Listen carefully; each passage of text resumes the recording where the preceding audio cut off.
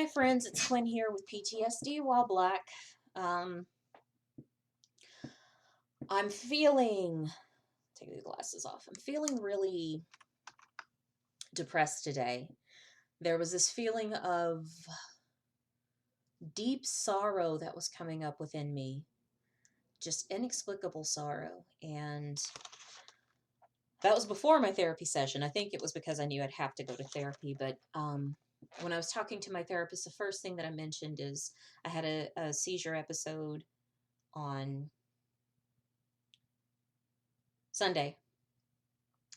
And it was after exercising just for 30 minutes on Saturday.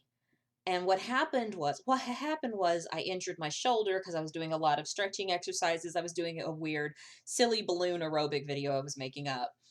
Um, but I was doing all these stretching exercises and it really brought home the pain in my shoulder and aggravated the pain in my neck and my lower back. And I think the sorrow was that I want to have fun. I want to take care of myself. I want to still do those lively things, but my body can't do that. And so there's this deep sorrow and depression, and I just want to throw my body away kind of thing coming up.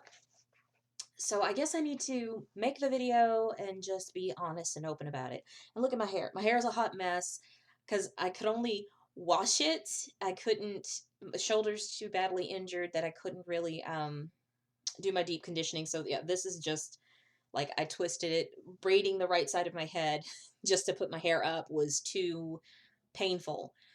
And so I still have this pity.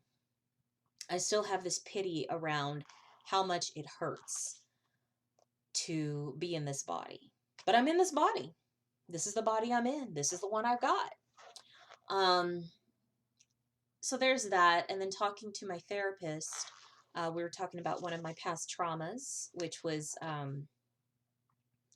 being kicked out of high school for making statements about the Columbine shooting, which we're having a debate in class. And I played devil's advocate and I said, you know, if you're hurting someone for a long period of time, don't be surprised if they were to retaliate in some kind of way. And that turned into this entire rumor of Quinn's going to blow up the school. I'm like, dude, I'm an honor student.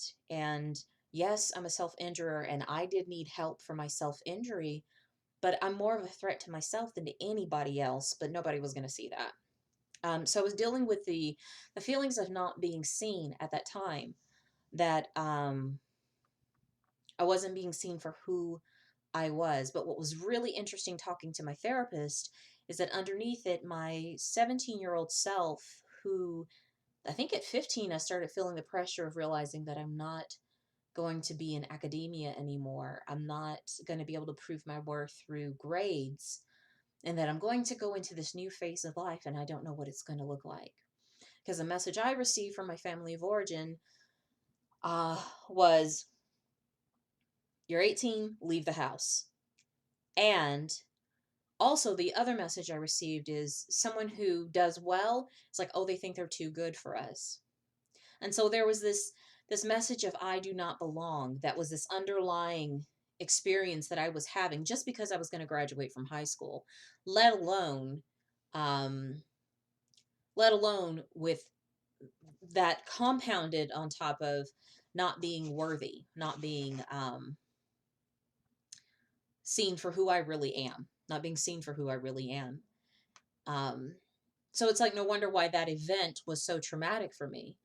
Um, and it was good that we were exploring the underlying piece of the messages from my family of origin.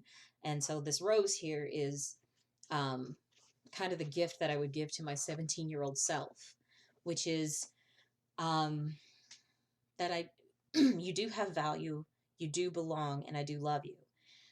And the message of recognizing that I was being set up from the get-go to have belonging in the family dangled over my head like a carrot um, was manipulative and hurtful. And I deserve to feel all of my feelings about that. And I guess that's where my sorrow and depression that I'm still lingering on is I'm in the body stuff. And I'm feeling all of those hurt feelings. I'm feeling so angry and sad and ashamed and disappointed in my own compliance. Um, that I didn't see this sooner, that I didn't get it sooner, quicker, faster. And um, I'm really having to let that go. I'm having to unravel it and just unpack it, but feel it and grieve it. Today I'm grieving. I'm grieving today. So this is also in memorandum of um, my ignorance around the messages from my family of origin around belonging. That need of basic hierarchy of needs of security and community were threatened, were used to kind of keep me in compliance as a teenager. Um, and I complied. I went along with it. I chose to go along with it. And 20 years later, I'm 38, 17, yeah, 21 years later, I'm still dealing with the emotions from that. And it's just a lot. It's just a lot.